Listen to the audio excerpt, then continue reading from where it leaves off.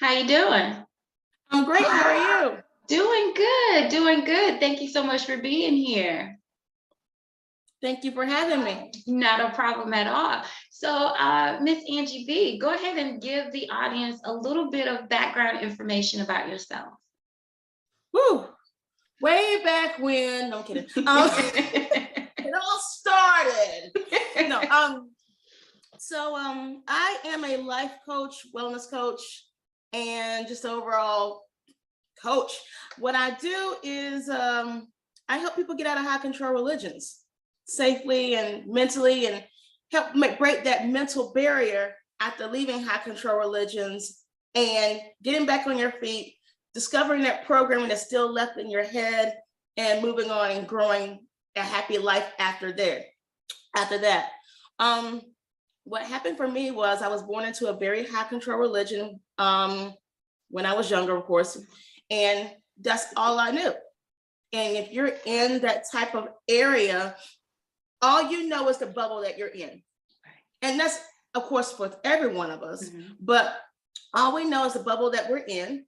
And so we think life is that way. So I grew up believing that the world's coming to an end.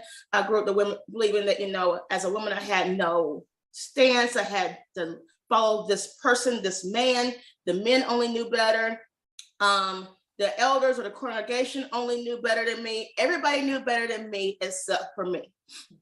And growing up, one day, I just said, you know what, I gotta live my life. Like, I didn't feel happy.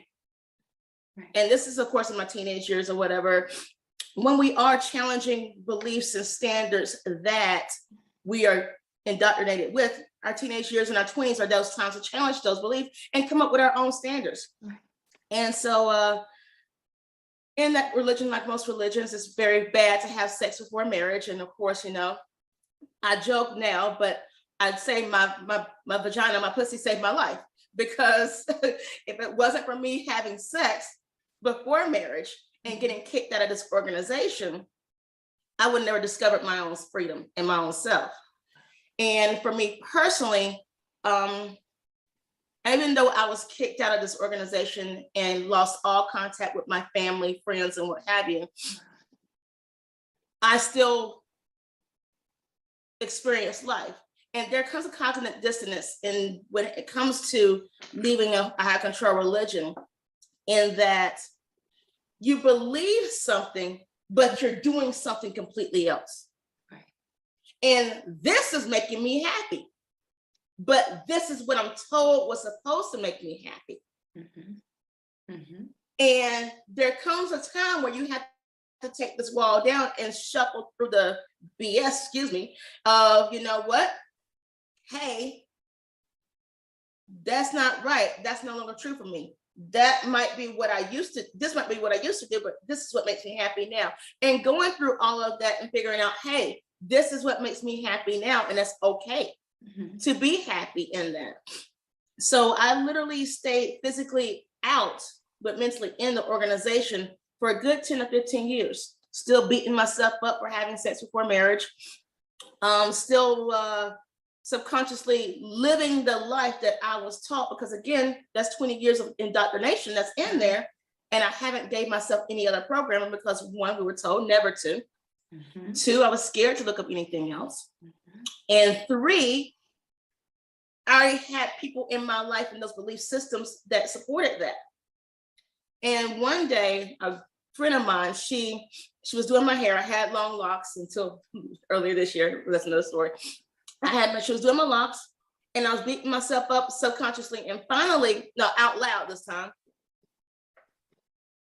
And this is one of those religions that people don't believe is a high control religion or a cult, but it is. It follows the bite model, and I'll go into that later. And so she handed me, I had been out for 15 years. I still remember it. She literally Googled it on YouTube, watched the video, and the person speaking had said everything that I was feeling. And from there, I went down a rabbit hole, because again, this is something that your parents believe.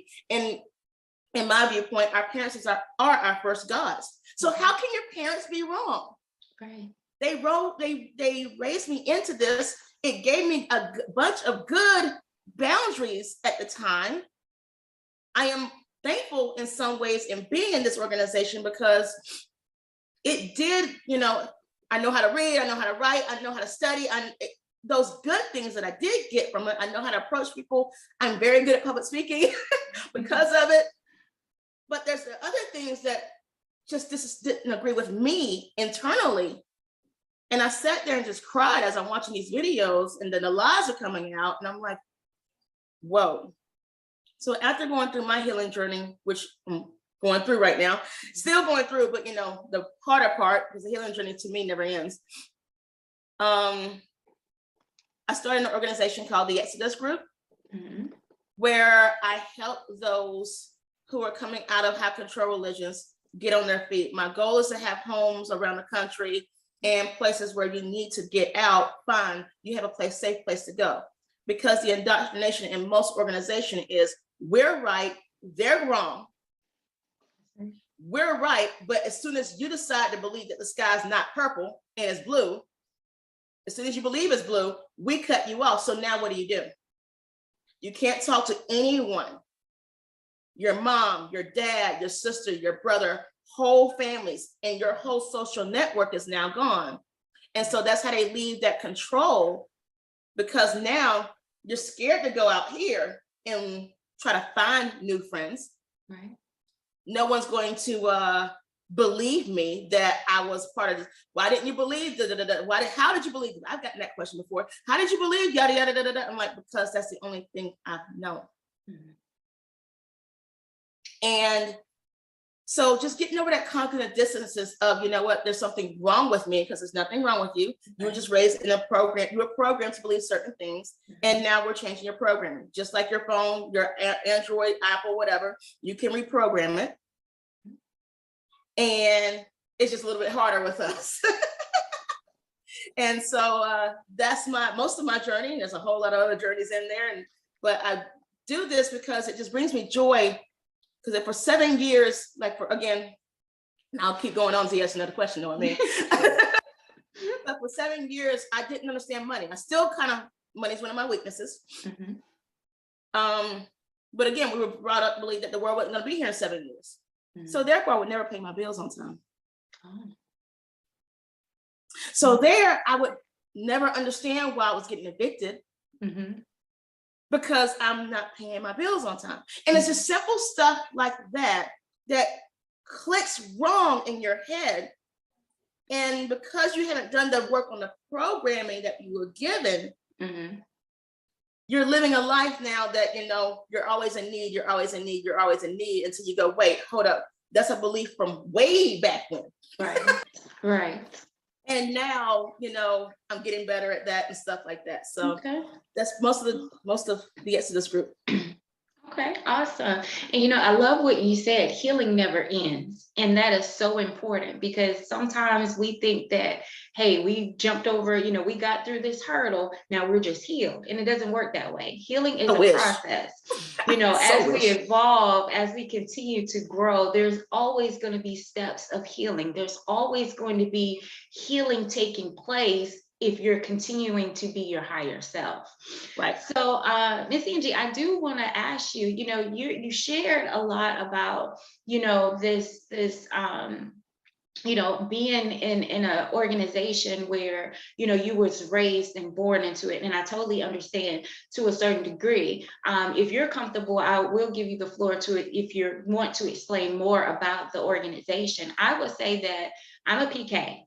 Christian PK, okay? I'm a PK, okay? So I was born and raised into religion. I was born and raised. There was no option. You know what I'm saying? This is what's gonna happen. In my house, this is who we serve. No questions asked. You're gonna do what we say you do. And so for me, being in that environment, that again, that's what we are taught. That's what we know. That's all that we know. And it is a struggle when you get slapped. And for me, I say slapped in the face. I feel like I was slapped pure in the face, not on my behind. I was going to say something else, but not on my butt, because I was like, wait a minute. I've lived this all of my life. I have believed this all of my life. And now here is information presented to me. And I'm like, wait a minute, wait a minute. But that can't be right because over here, I was raised and born into this. So how does that work? So the question to you, Miss Angie, is like, what what was that wake up call for you? Like, I know you said the video, but like when you watched that video and you went down that rabbit hole, because ooh, it is a rabbit hole. It is a rabbit hole. When you went through that rabbit hole, like give us a little background, like what that breaking away was for you, that new transformation for you. So I grew up a Jehovah's Witness. Okay. And so, yes, just to let you know, they're back knocking on doors, y'all. So they will be at your door pretty soon again. 2 years reprieve, now they're back. Okay. So the thing about Jehovah's Witness, unlike any other, most high control religions, is they're out and about among you. Most of us know a Jehovah's Witness, at least one, whether we work with them, our family members, what have you. And they're good people. They're great people. Right. So that's all my family knows. And now that I am out, and especially at family events, especially my family, of course, I get the last attendance. We had to go to a funeral earlier this year. And I just want to start this disconnect. I did not recognize my sister. I literally hugged my grandmother, looked at the woman next to my sister. Next to my grandmother, looked at her. She had a COVID mask on, so I didn't get a full, she had a different wig, but I didn't recognize my sister. Mm-hmm. That's how I've been out now for 20 years, 20 plus years. That's how disconnected this is. My wake up call, again, I was they call it disfellowship. I was disfellowshipped in 2001, literally the month before 9/11. So of course, in my head, I caused that. Because now the world is coming to an end and now I'm outside of God's protection. We of course know that the world didn't come to an end, so we're here now. And yeah, my friend handed me the phone and we watched that video. Before that video happened, I had already been studying, I want to say metaphysics and the law of attraction and stuff like that. And that was fitting. Mm-hmm. That made sense. That worked. Mm-hmm. Anything that I needed or to do or what have you, that worked. It definitely just kind of worked. And like, okay, and it was an internal guttural thing. It wasn't you should read the scripture and come up to your own opinion, my opinion, type thing. It was that feels right. That feels innate. It felt like breathing to me. Right. So when that video happened, I had already been up against a wall, like, what's the hold up? So when it happened, it just, everything came down. I want to equate it to you taking your house right now and you walking out and burning it. You burned everything to the ground. The scene with Angela Bassett set the fire on, like you just set fire to everything that you've ever known. Mm-hmm. Damn near even your name. Like you've got to reprogram. Like you question. For me, I questioned everything. And yes, I went down a YouTube rabbit hole. And there's just a whole bunch of things. People, I don't know if your audience believes this, but knows this, but Jehovah's Witnesses are fundamentally a Christian religion, yes, but they only believe 144,000 are going to heaven, period. Okay? Only 144,000. That is it. Right. So speaking about the doctrine, because I used to knock on doors 90 hours a month. I've volunteered to knock on doors 90 hours a month. I was one of those girls doing God's work. And by the way, that 90 hours a month was very much free. No one's paying me to do this, okay? Mm-hmm. So there's okay. There's bills at home. Okay. But God is gonna take over. I mean, he does, but at the same time, you do have to go to work, sis. Yes. You can't just go. God gonna take care of my phone bill. So anyway, and during this 90 hours, I was, when people came to the door and would challenge me on my beliefs, I could never stand. So again, Christians as a whole believe we're all going to heaven.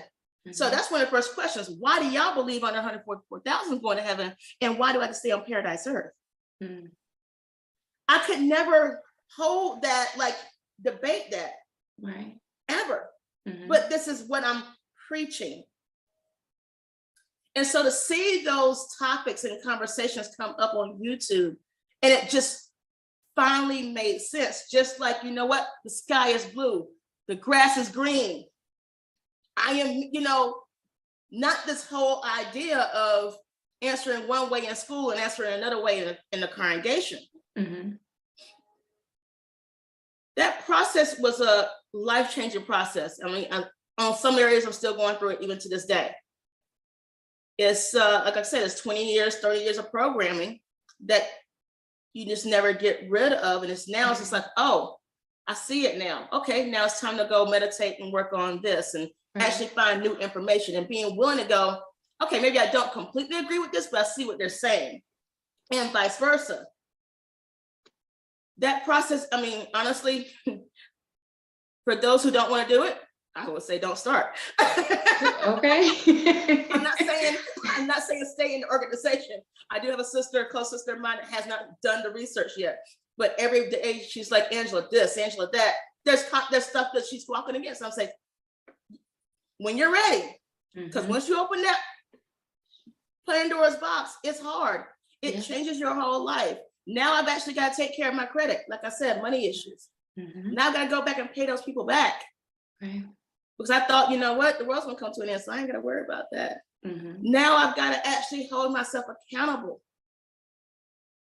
And it's hard to stop victim blaming everybody like we're taught to do. And finally go, you know what? They did this because of something that I did or said. And I'm sorry. It's a challenge to do that. My biggest wake-up call was again, serial dater. But I was coming out of the organization. I didn't know men, of course. I was raised to be a servant. Raised to listen to my husband or the man. So I was always dating these men, but they always turned out to be narcissists. And thank you for my spirit. I never liked, like I would get into it, the relationship, and halfway through the relationship, like, no, he's controlling me. I don't like that. And I would get out. This particular gentleman, I was living in an apartment, finally kept that apartment for 3 years. So I did learn how to pay my bills.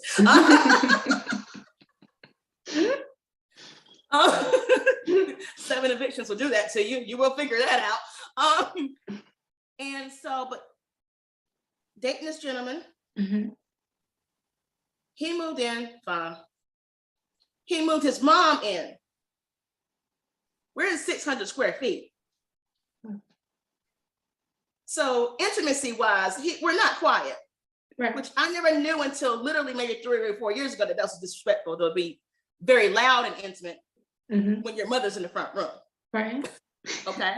I didn't get that. Like, again, being a preacher's kid, being all that stuff, I never, those cues I never got until recently. It's my husband now. And so one day I'm sitting there and they had taken full control of my house. But I still had to cook and clean and go to school and go to work. And I couldn't figure out how to get them out.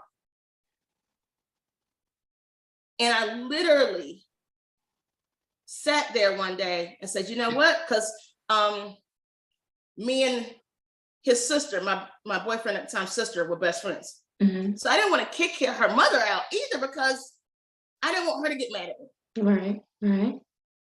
So what I did was I worked around it. Finally, one day in meditation, it hit me. If I move, then they will move. Okay. No, this is all in my name. I didn't know I had the power to kick anybody out. I did not know I had that power. Later on, me and the best friend talked, and she goes, "No, you should kick him out." I know as a mom, but and I'm like, wait, I didn't know I had that. Right. So I moved. And this is what got me. I went ahead and put told the leasing officer was gonna break my lease, whatever. Now they didn't have anywhere to go. I told them on a Monday, listen, I'm moving. We got 2 months. We got 2 months here. But I can't afford this anymore. I only asked them for a small amount of money a month, and they couldn't pay that, quote unquote. By Friday, I'm at work. Something says go home. I had to go home for some reason. Friday, I come home in the middle of the day for Spirit brought me home. They had their bags packed. And a car is pulling up to come get them. And they tell me, yeah, we're going on tour. We're about to leave. And in that moment, I realized I've been allowing people to run over me, but y'all always had somewhere to go. I still don't. I can't talk to my parents. I can't run back home to mother. Right. You had somewhere to go.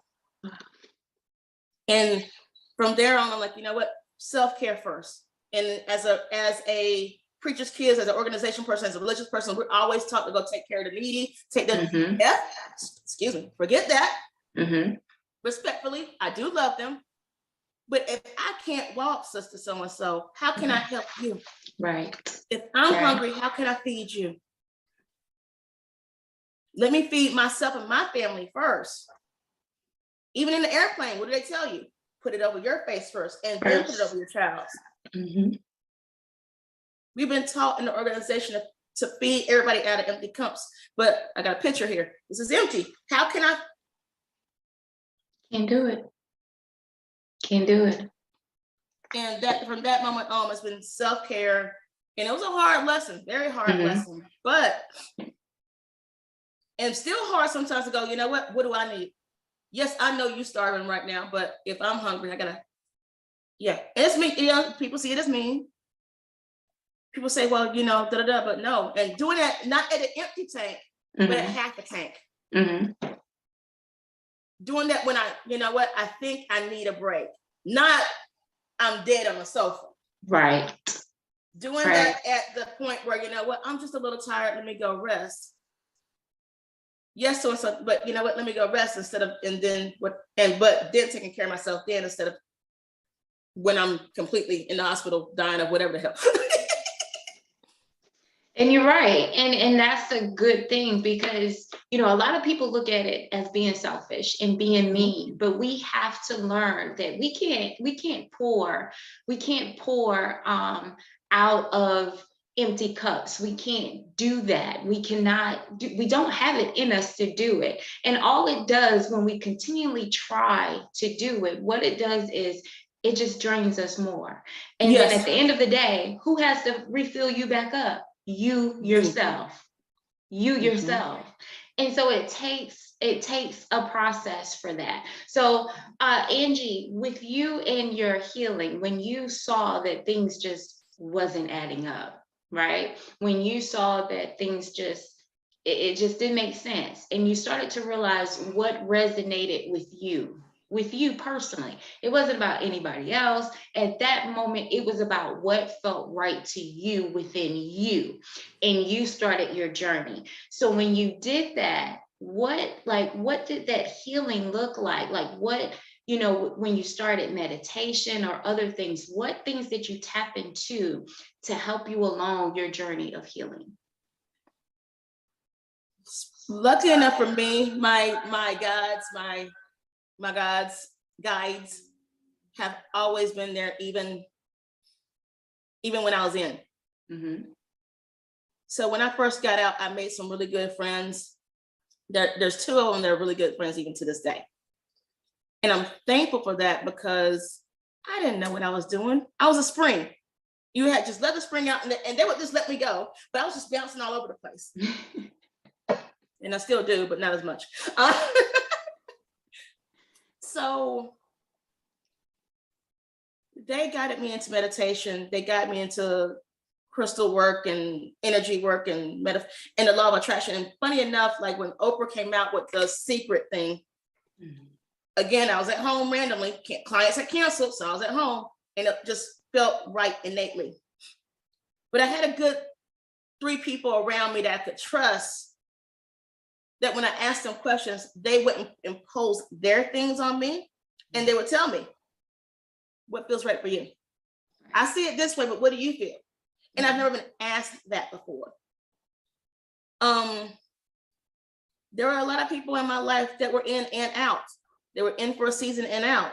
There's another one that I met pretty long term, and she was very integral in me understanding meditation and, you know, going down that quote unquote rabbit hole of spirituality, the different type of spirituality, because I was still scared. It's very much indoctrinated in witnesses not to meditate, or meditate only on what we give you. Right. Not coming to, there's some don't lean upon your own conclusion or something like that. But there's that thing, but me trusting myself completely, trusting this thing in me that God gave me. Right. Not to disagree with the pastor or whatever, but that's his version of what's going on. That's it. But God gave me intuition too. And you. So we know that we can look at, me and you can look at look at the same accident and see 3 different things. Yeah. 3 different perspectives. Yeah. So, and you're gonna see something I didn't see, or I'm gonna see something you didn't see, and then it's a driver or whatever. So here we are, and it was just kind of freeing, but I had to learn how to trust myself. And that is the one thing that has been taken from me at that time. And so literally I'll just play with myself, meaning that I would just, okay, you know what? I wanna manifest $10 today. No, better yet, I start off with a free cup of coffee. I just want a free cup of coffee. And at that point I was at Starbucks every other day, like every day. So you know what? I want a free cup of coffee. Somehow or another, I receive a coupon for a free cup, or someone in line, or someone to say, hey, Angela, I got this extra cup of coffee. Wow. Then I said, okay, let's start with checks in the mail, because, you know, why not get some free money? And sure enough, that week, if not 2 weeks later, I got 2 checks in the mail. And I'm like, oh, wait. Now, one of them was 25 cents, but there's still a check in the mail. Because I'm not specific on what I want. Right. Okay.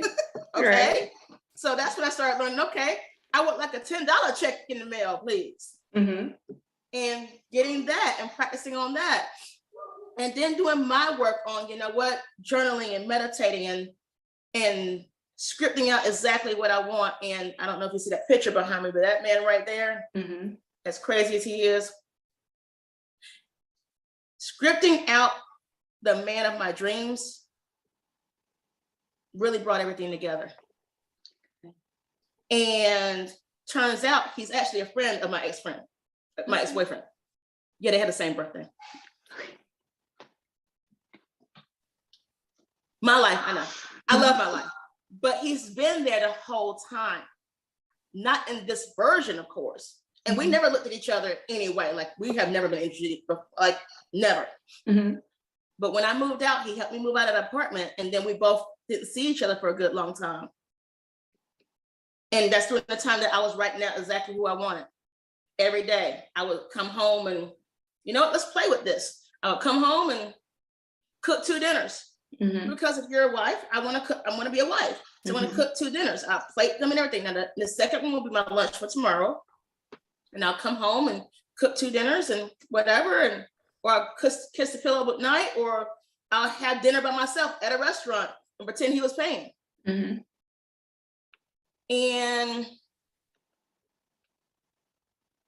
unbeknownst to me, he was doing the same exact thing. Because I hadn't talked to him for a good year in between that time. And then one day I was in an apartment complex. And I'm like, this is his apartment. What you doing? Hey, it was just on my spirit to call him. I'm cooking. I'm like, okay, come over. And then we talked about the old relationship. And he said, I thought you knew he was gaslighting you. And I'm like, no, I didn't. I was raised this way. I didn't see it. Right. And he's like, wait, what? And so we had this whole conversation, and then Netflix came on and chilling. Then rings later. But I say all that to say that I kept practicing and kept believing in myself. Mm-hmm. And even now, believing in myself is really challenging.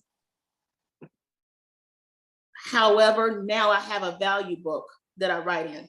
Mm-hmm. And I write what I'm proud about myself, or what I've already manifested, or things, you know what, this made me happy today. Mm-hmm. And we forget about those small things that you've already accomplished. Right. I was always told I would never live a happy life outside the organization. That couldn't be further from the truth. That's true. My mother actually stopped talking to me because I was out the organization for 20 years. But for the first 10, when I was going through the drama with the boyfriends and stuff, we were talking every day. Mm-hmm. But when I got into this relationship, all of a sudden, cut off. She did not attend my wedding. Wow. Still hurts me, right? Yeah, but I get it because I wanted positive energy there anyway. She attended on Zoom. Well, yeah, but and for an organization to have that much control over you, that is something that God gave you, that you have to say no to it, mm-hmm. and not go to your own daughter's wedding, that is control. It is. It is. And I don't blame her, because you know, if she's happy believing it, I want her to keep her beliefs. Mm-hmm. I respect her for that. Mm-hmm. I respect that she's upholding her beliefs. Personally, as a daughter, yes, it does hurt. Right. But also, if someone's going to tell you, if you're going to believe someone else, the organization, and not your own beliefs about your own daughter, then I don't want you in my life anyway. Mm-hmm. And that hurts to say. Yeah. That hurts to say. Yeah. But I don't want that energy. Mm-hmm. I respectfully, I text her every once in a while, hey, love you, still here. But if you believe that, then please stay within your beliefs. Mm-hmm. Honor your system and your value system. Right. And when you're ready, if you're ready, I'm here. If not, now I've got a whole family now. My husband's family has completely taken me under their wings now. Mm-hmm. So I've got like 15 mamas now. A million sisters, a million brothers. I'm like, okay. All right, that's a lot of family now. And when I need that support system, it's there. Right, good. And that's what I want to teach people, that, you know what, you don't have to stay in the belief system that they gave you, that you will live because they programmed you believe that, because they also programmed you to believe that you would live an unhappy life outside the organization. That's where it creates the unhappy life outside the organization. Absolutely. Absolutely. And it proves their point for you to come back. Mm-hmm. Yeah.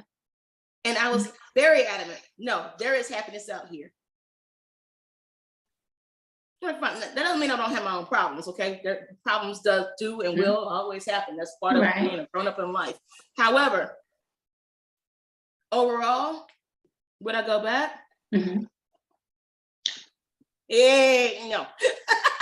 I'm joking. In February, I'll go back February 31st. Whenever that happens, right? February 31st. Right, whenever that happens. February 31st happen, okay?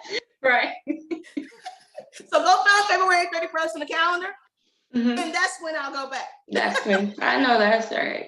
I love your story, and as you're talking about it, you can still tell that there's processes that you're still going through, and which is totally understandable, because sometimes people have this conception, they have this idea that, hey, when we come on this side, it's all rainbows and unicorns, and it's not. It's not, because over here we're dealing with that internal stuff. You see what I'm saying?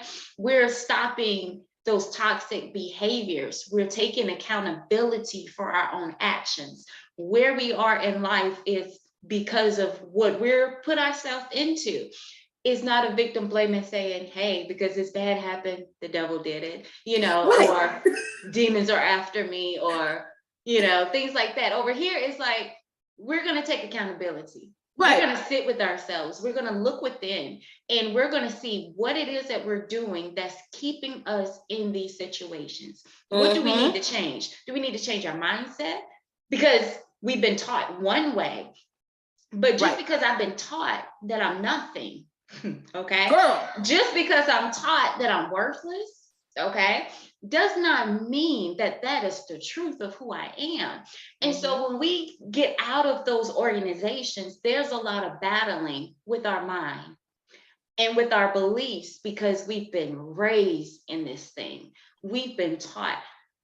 I'm a PK. Me too. I've been out for a little. I haven't been out as long.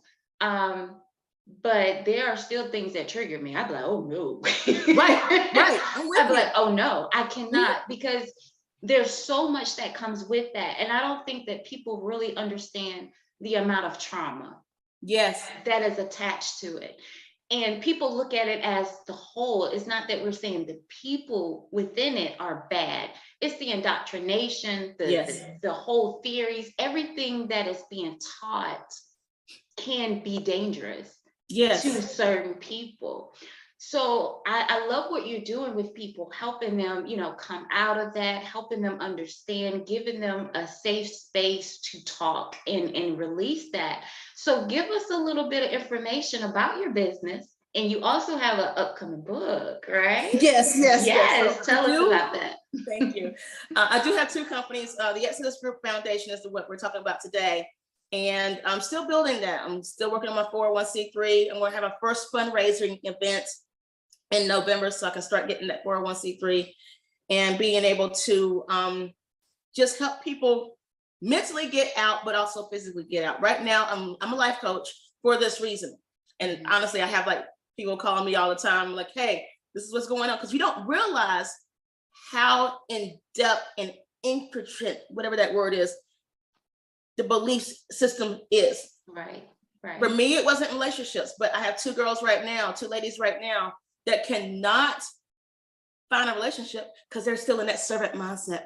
And you don't see where it is until something happens, or you attract this man and he's treating you like the crap of the earth, and you're like, no, that's not what I want. I said, yeah, but you're putting this out there. She goes, I thought that. I'm like, yeah, that's something we programmed to do.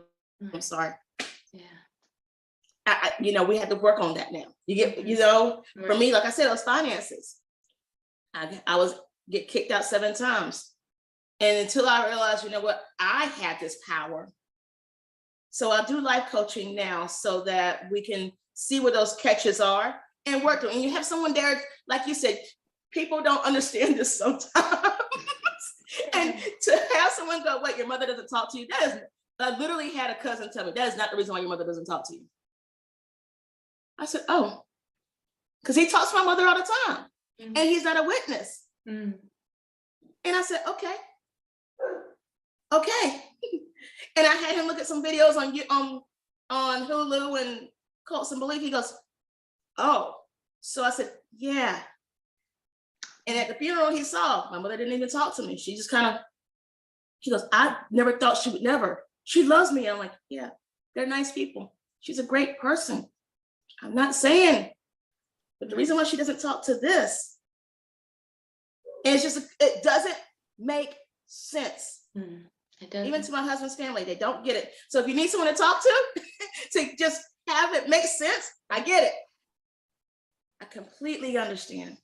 So that's the Exodus Group Foundation. Yeah.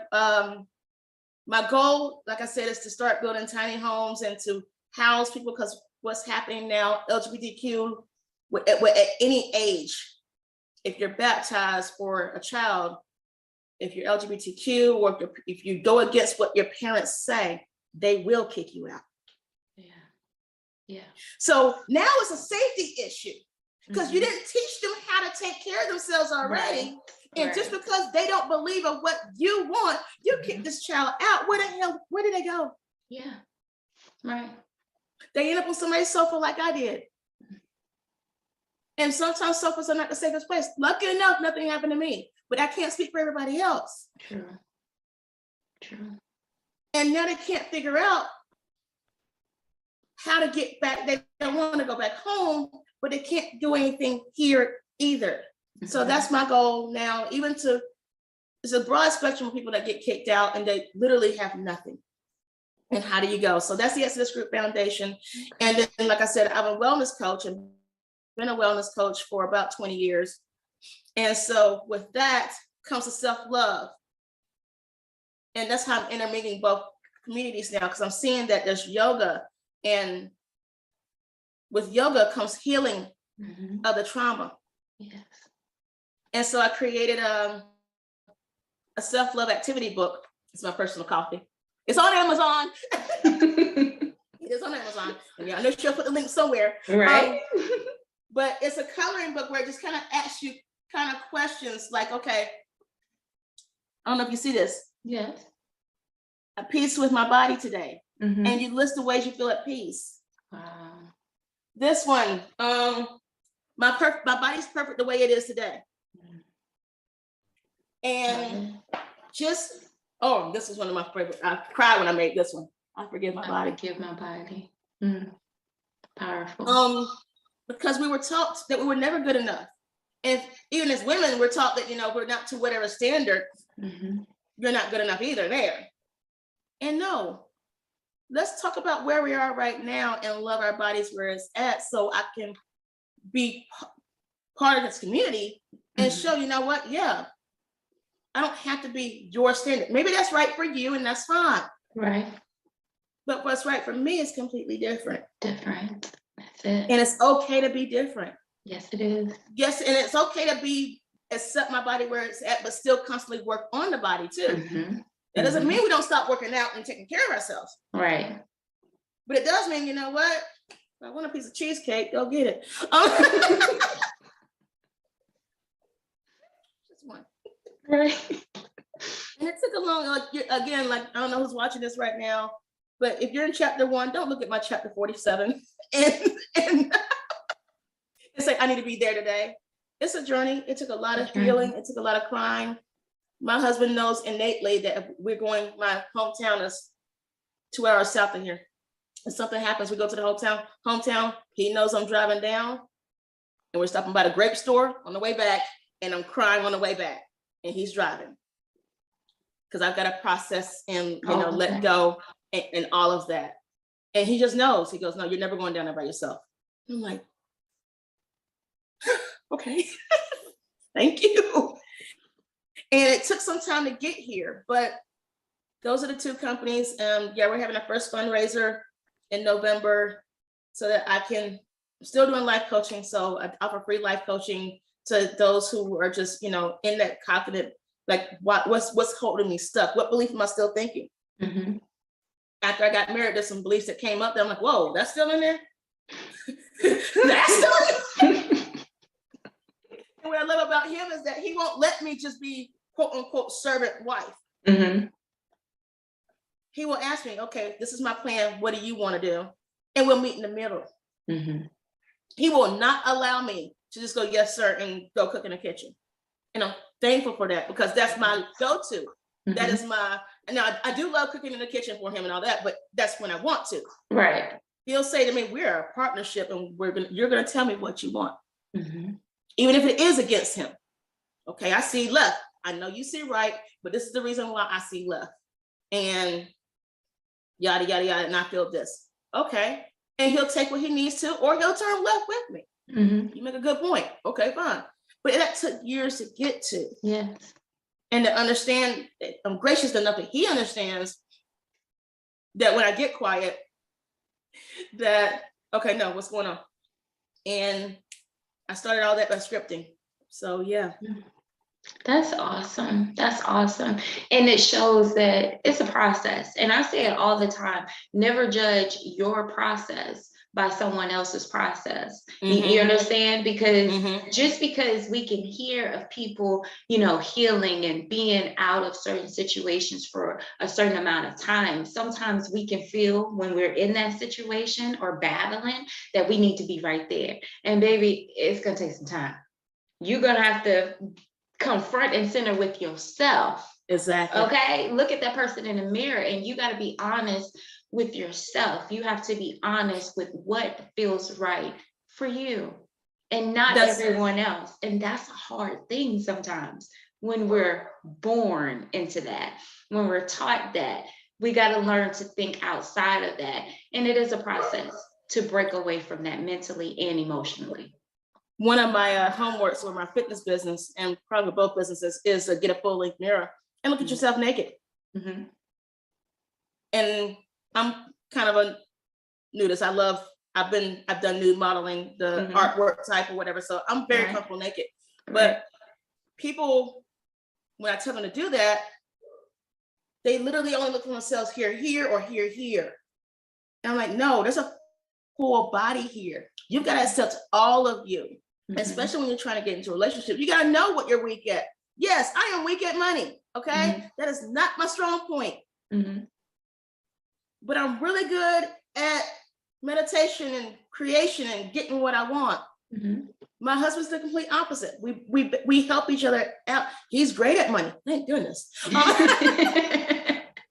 I don't need to marry someone else that's bad at money. Okay, we just. But if he needs something to work on, he'll go, babe, this is what's going on. I'm like, okay, cool. We're gonna meditate together, yada, yada, yada. And then like something happened yesterday. He goes, I don't even know what you did, but it happened the exact way that we said it would. I said, okay, cool. And he yields to me and I yield to him. And that right there, yeah, you gotta know I think what I'm saying is you gotta know your faults too. And be okay with them. That's it. That's okay. You're not going to ever be perfect. That's it. Jesus hung out with the whores, the thieves, and so he did not hang out with the preachers. Okay. Right. Okay. So therefore, he with me over here drinking wine because I'm still turning water into wine. I know that. That's where my wine at. Yes. When I read that, I'm like, oh, I ain't gonna be perfect. No. So accept yourself for those imperfections that you have, because we all do. And they are okay. And God's Spirit made you that way because you're better at something else that I'm not. And that is okay. And that's okay. And that's the most important thing is that, for me, when I started coming out of that and had to start facing myself, one of the things that I battled with was thinking that it was not okay, thinking that I had to be here because of what I've been taught before. And it's like, you know what? Instead of battling and thinking so badly about myself, about the areas that I'm not as strong in, I can accept that and still love myself and accept myself and just be honest and be like, baby girl, you got some work to do over here. Okay. Over here. You're good. You're great here, but you got some work to do, and be okay with it and be transparent with it, because we mess up when we're out here trying to pretend to be something that we're not. We're trying to take on weight that we can't carry. I tell people I'm very, very vocal about it now. No, I cannot. No, I cannot. I know that you want it, but baby, I can't give it. Can't do it. And just stand firm on it, because I understand how much I'm able to give. I understand, and it's, like you said, people think it's a mean thing, but I understand what I'm able to give, and I understand the amount of what I can give, because I still got to come back home to me and my baby, my baby girl. So it's like, I still got to manage me and my child when I come home. So I can't give you everything. I can give you just this. That's it. And if you need more, then maybe I'm going to tell you to go find some other places. Go work on yourself. But that's all that I can give in this time. And when we can understand that and be honest with ourselves, it's beautiful. I've never felt so free. It's not telling people no. It's not something where, I'm looking at your life going, where I know she can give me this. And when you don't, no, I don't know what's going on in your back end. That's it. No one knows what's going on in my back end of my house. So yes, it might be quote unquote small. You might ask me for $10 million, but if I want to give you $1, I know you got 10 million. you can know all you want to, but you don't know my accounts. Right. You don't know my bills. Right. You don't know, like you said, my daughter at home. Right. I got 3 dogs. Okay. And I got 3 dogs, a snake, a husband, and a chicken. They all need me too. Right. As much as a child does. But when I get home, there's a couple of jumps and a couple of licks and everybody wants to be petted. Okay. Right. But you're still giving out. I'm still giving out. Right. Right. And you have to, but like you said, I love that. You have to budget yourself. I tell my clients and my coaches, my life coaching clients this. Beyonce is not concerned about selling them tickets. Okay. She is not, she has someone to do that. She has someone to figure out which venue she's going to. Right. Why are you trying to be the ticket salesman, the janitor, and the production and the dancer? No, she's already been practicing her routine. Her thing is her routine and them songs. That's her. She is not out here trying to sell the tickets. Make sure you buy my ticket. Yada. No, you can't do it all, and that's okay. Focus on your strength. Know your weaknesses. Work on them sometimes. You have to be working on my money, but know them. And if you can't hire somebody else to do it. You know what? I don't like cleaning my house. I hire somebody to do it. I know that's right. And that is self-care to me. Right. And there's no shame in it because you understand where you are, what you can give and what you can't. And you work, you make it work from there. So yes. I love it. That's so important.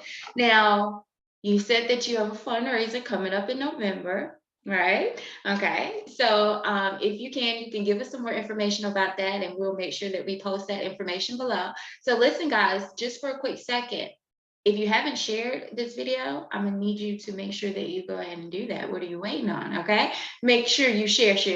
Okay.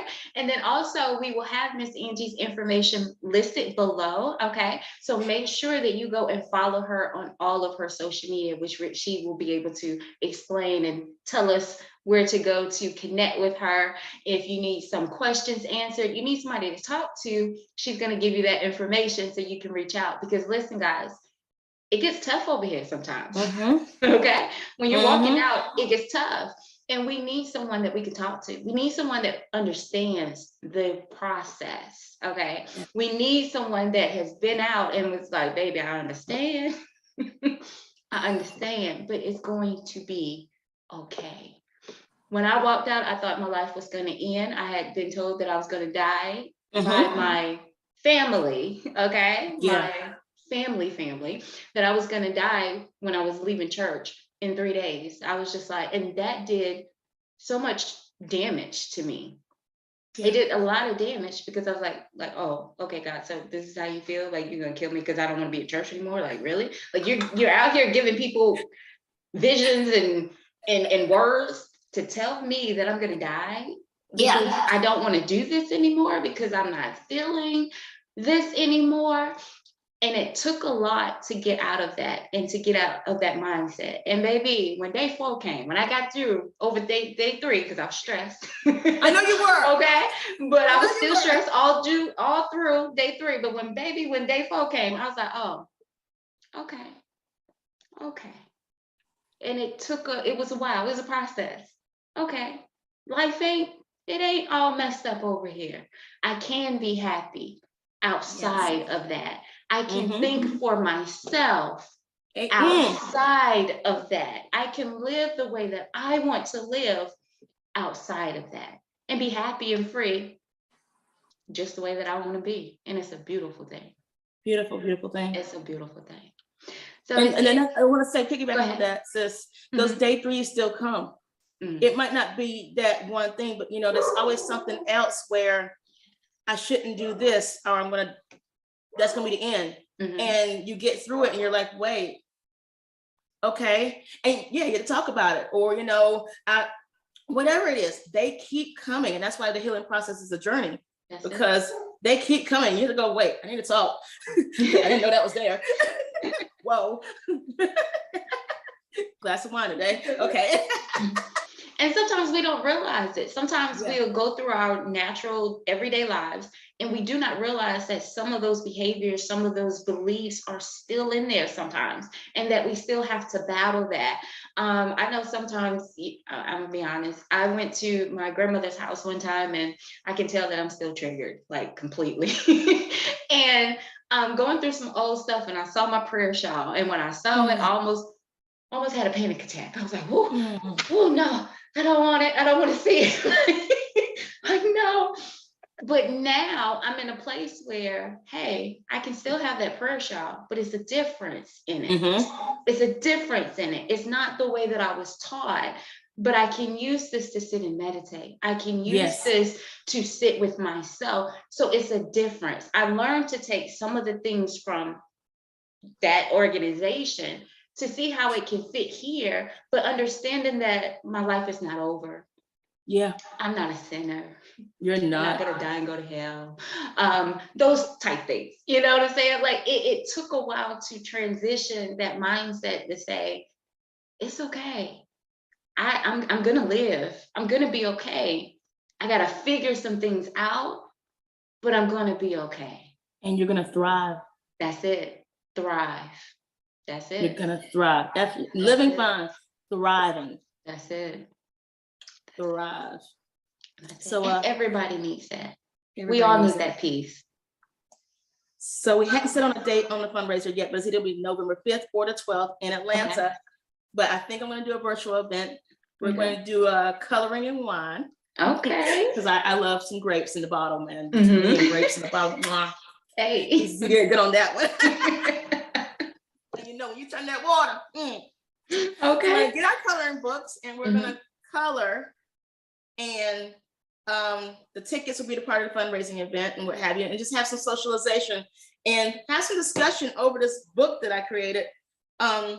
What over our bodies and what are we thankful for? What I've noticed though, when those coming out, and especially those who are suicidal coming out, they don't have any autonomy.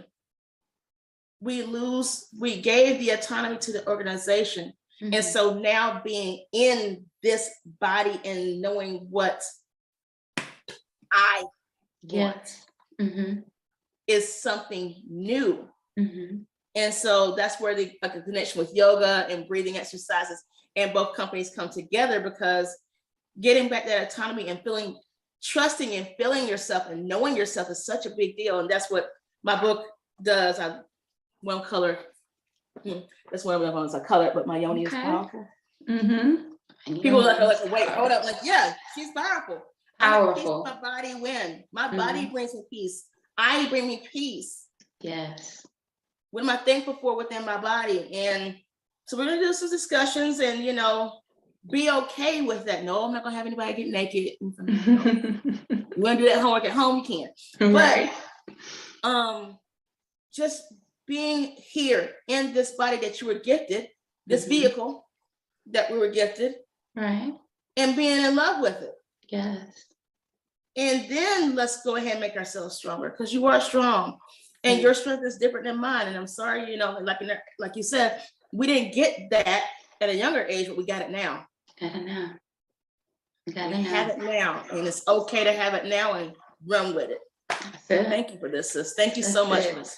Oh, you're welcome. Thank you. Thank you. Thank you. Because I love what you're talking. I love what you're doing. I really do, because this is needed. It is needed, because for some people, sometimes they don't have anybody that they can talk to. They don't have anyone that they can explain that deepness, that confusion, that fear, because there's a lot of fear when you're walking out.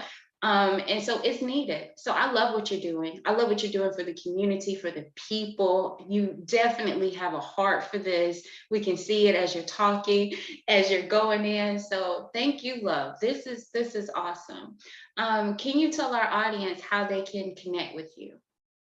So right now I'm working on websites and stuff, but right now you can follow me on Instagram at Exodus JW, so EXODUS JW, and that's my nonprofit page. And then my wellness page is Radiate Naturally, which is RADIATENATURALLY_.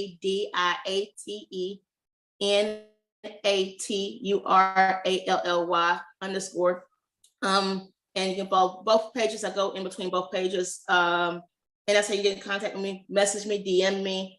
I am Radiate Naturally or the Exodus group on all social media, so you can find me there. Sis has the links. Yeah. And we'll be working on our website pretty soon. We are working on it. And Okay.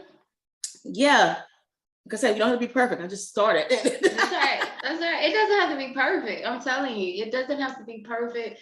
One thing that I've learned is when you go out and you do the work and you have that energy and that love for it, the people that are called to it, they will gravitate. They will to show you. up. You know, they will show up. So sis, I just want to say thank you. This is awesome. What you're doing is powerful. It is awesome, and it is needed. It is needed. I haven't been out that long, so don't be surprised. But you're I hit you up. No, you started and you're doing the work, and you got this channel, and congratulations, because honestly, just taking the step out is huge. Mm-hmm. Again, they cut you off from your whole family. And so there's a lot of people that are physically, that we call it PMO, where they're physically in, mentally out. Mm-hmm. So they're in the organization because, and it's not for everybody, like we said, some people have whole families that are still in. Mm-hmm. And how our organization is set up, even if you start asking the right questions or the wrong questions, Mm-hmm. your whole family just walk out. Wow. There's no, hey, do you believe iPhone or Android is better? And this is the reason why. No, we're totally Android over here. You get what I'm saying? Mm-hmm. So you even bring Apple headphones, and all of a sudden they just leave. There's no discussion. Wow. And so not knowing if your partner, your children, that's life shattering for people. Yeah. And if you do get found out, and like in my instance, was gone, cool. Now where do you start? Mm-hmm. And that, thank you. I forget sometimes how much I've grown, but also that story. I like seeing your process and that you started. Congratulations on at least starting, because again, that in itself, ginormous, huge. Yes. Days crying. I remember. Oh yes. Oh yes. And still battling, and still have my battles every now and then, because when you have a family of preachers, it's hard. It's tough. And yeah, so that's a whole nother thing. But I love this. I love what you're doing. And I want people to know that it's okay. It's okay. Mm-hmm. Your belief doesn't have to be like someone else's belief. If it doesn't work for you, then it just doesn't work for you. And we all have to understand that at the end of the day, this is not a collective thing. This is a personal thing. This journey is a personal journey. And at the end of the day, the person that matters the most is you. That's it. The person that matters the most is you. What makes you happy, what makes you comfortable, who you decide to love, all of that. And no one, no matter what anybody else is saying, the only opinion that matters is yours. Mm-hmm. And you just got to stand strong in it.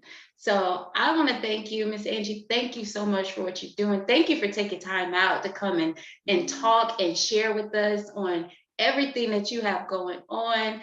I'm excited for you. I'm excited for what's about to happen. I do want to know more about the fundraiser, because I would love to attend. Yes, ma'am. I would definitely love to attend.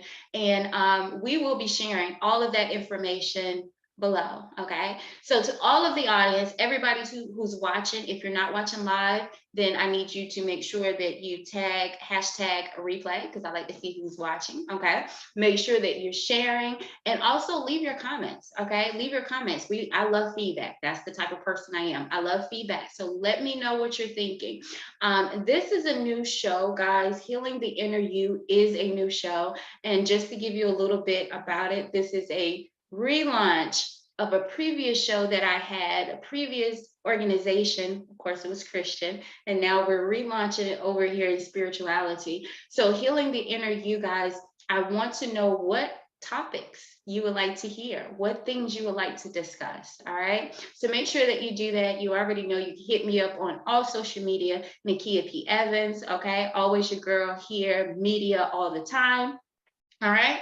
So again, I want to thank y'all. Make sure that you tune in next Thursday, because we do have another amazing special guest next Thursday who's going to come and talk about her amazing journey as well. If you would like to be a special guest on our show, make sure that you hit me up as well. Okay. Miss Angie, again, thank you so much, love.